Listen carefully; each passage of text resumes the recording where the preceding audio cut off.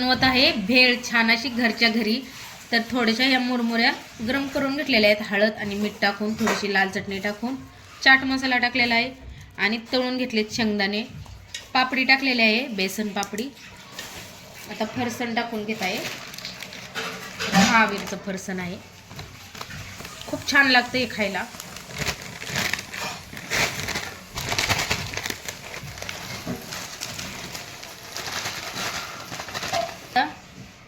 फरसाण टाकून घेतलेला आहे, मिक्स करून घेत आहे।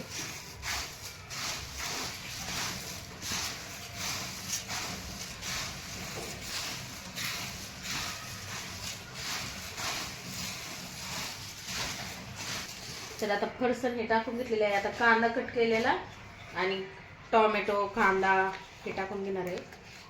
आता इमली चटणी टाकत आहे, गोड चटणी, आणि तिखट हे टाकलेलं आहे, मीठ टाकलेलं आहे चवीनुसार। तर चिंच पाणी टाकलेलं आहे, चिंच चटणी, पापडी, फरसाण, मुरमुऱ्या, चटणी आणि चवीनुसार मीठ टाकलेलं आहे, चाट मसाला, टोमॅटो कट करून घेतलेला, भरपूर सारा कांदा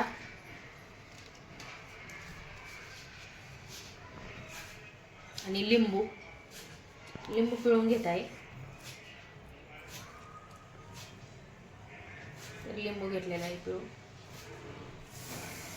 कोथिंबीर भरपूर सारी, भेळीमध्ये कोथिंबीर टाकून घेतलेली आहे, खूप छान लागते।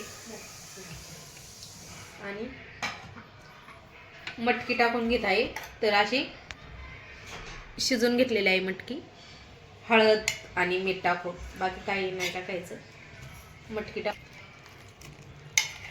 घरच्या घरी सोप्या पद्धतीने आणि स्वच्छ पद्धतीने, म्हणजे भेळ तर अशी छानच लागते बाहेर पण खायला। आणि आता हे मिक्स करून घेत आहे सगळं। तर नायलॉन शेव टाकून घेत आहे आता भेळीवर। तर या भेळ पार्टी करायला छान असं लिंबू आहे, या भेळ पार्टी यामध्ये तुम्ही हिरवी चटणी पण टाकू शकता, हिरवी चटणी पण टाकली खूप छान अशी भेळ होती। व्हिडिओ आवडला तर लाईक करा, झटकीपट घरच्या पद्धतीने बनवलेली आहे।